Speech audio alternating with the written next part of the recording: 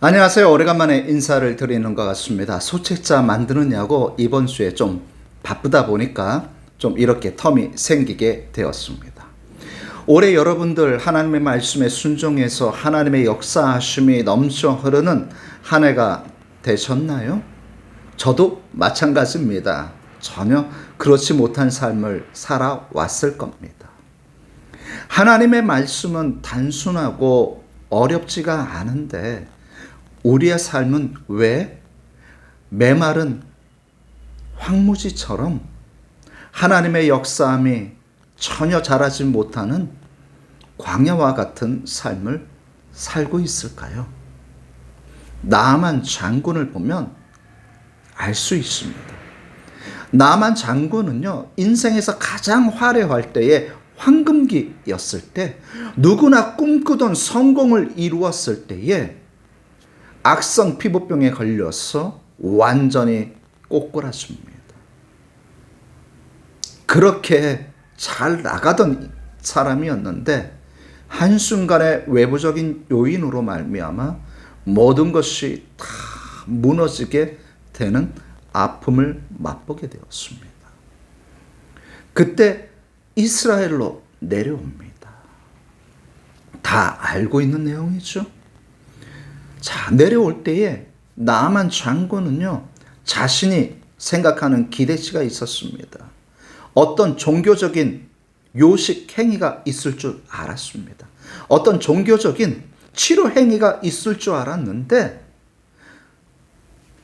요단강 가서 몸 7번 담가 이 말을 듣게 되니까 화가 났어요. 왜? 자신이 생각했던 기대치와 완전히 다른 현실이 오니까 화가 났어요. 우리가 똑같아요. 기도하면 됩니다. 하나님 말씀 들으면 됩니다. 아이 그렇게 돼서 뭐가 바뀌어? 내 삶에 뭐가 바뀌어? 이거와 똑같습니다. 하나님의 역사함은요, 순종이라는 강이 있습니다.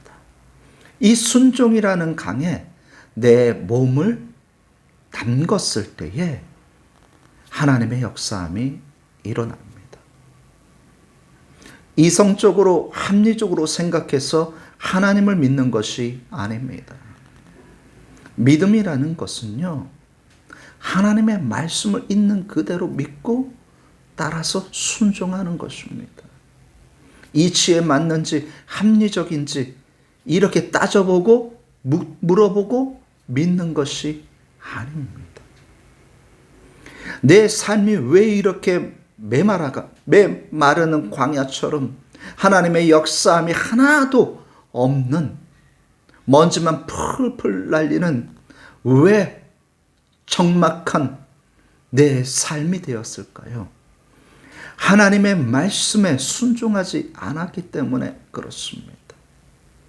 하나님의 말씀에 순종하지 않으니 내 삶이 하나님의 역사함이 일어날 수가 없는 겁니다.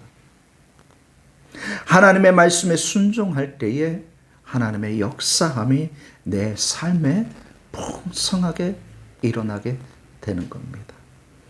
올해에는 얼마 남지 않았어요.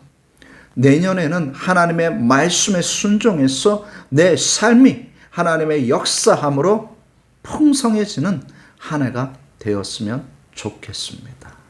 기도하시겠습니다. 사랑 많으신 아버지시여, 우리는 하나님의 말씀을 있는 그대로 믿지 못하고 합리적으로 이치적으로 따지면서 하나님의 말씀을 믿을 때가 너무나도 많이 있습니다. 아버지, 이러한 믿음을 가지고 아버지 우리가 행할 때가 너무나도 많이 있습니다. 그러다 보니까 아버지 우리의 삶 속에는 아버지 메마른 황야처럼 아무런 역사함도 없는 아버지 메말라 버린 신앙생활을 하고 있었습니다. 아버지 도와주시옵소서. 하나님의 말씀을 하나님의 말씀으로 믿고 순종해서 내 삶 속에서 아버지여 하나님의 역사함이 생수의 강같이 흐를 수 있도록 아버지여 인도하여 주시옵소서. 하나님의 말씀을 믿고 순종하며 그곳에서 하나님의 놀라운 역사하심을 내 눈으로 목격하는 내년이 될 수 있도록 아버지여 인도하여 주시옵소서.